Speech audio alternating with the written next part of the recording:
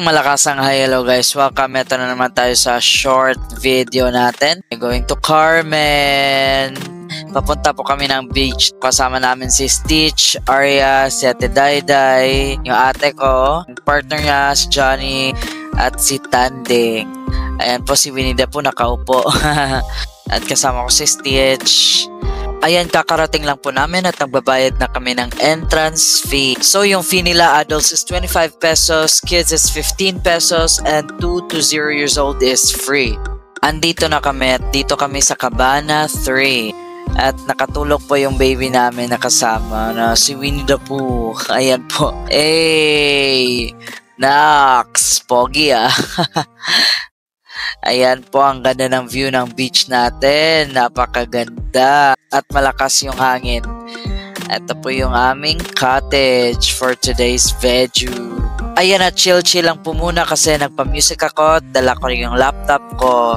Ayan, at naglalakad na po tayo. Guess nyo, saan tayo pupunta? Papunta po tayo ng swimming pool nila. Yes, may swimming pool sila at may tubig dagat din sila, guys. So, kung nagtatanong kayo kung saang beach ito, nandito po kami sa Mahigalaon Beach Resort, Carmen, Agusan del Norte. Ito po ay tourist attraction nila dito at sobrang ganda po dito.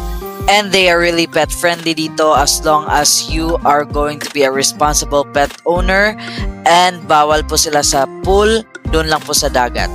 Ayan na po, ang aming baby, nagsiswimming na po siya.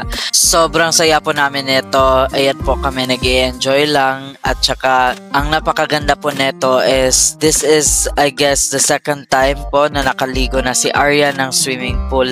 At hindi na po siya ganun katakot sa pool or sa tubig, I mean.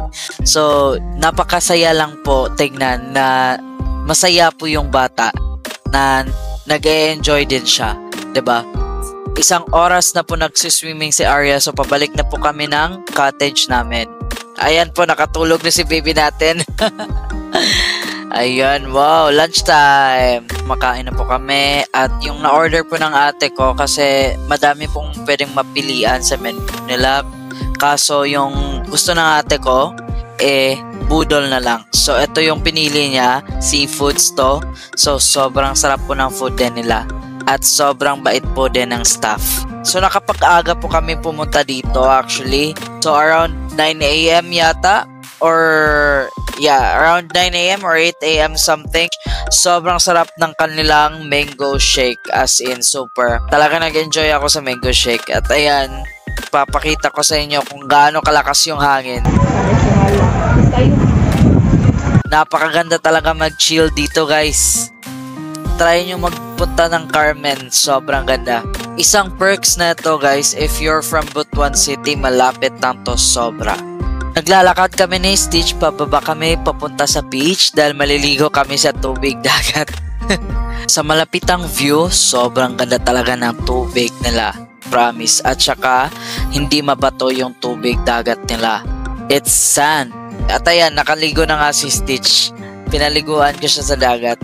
So, yun lang po. Please don't forget to like and of course, follow for more upcoming videos. At pauwi na po kami neto. Bye-bye!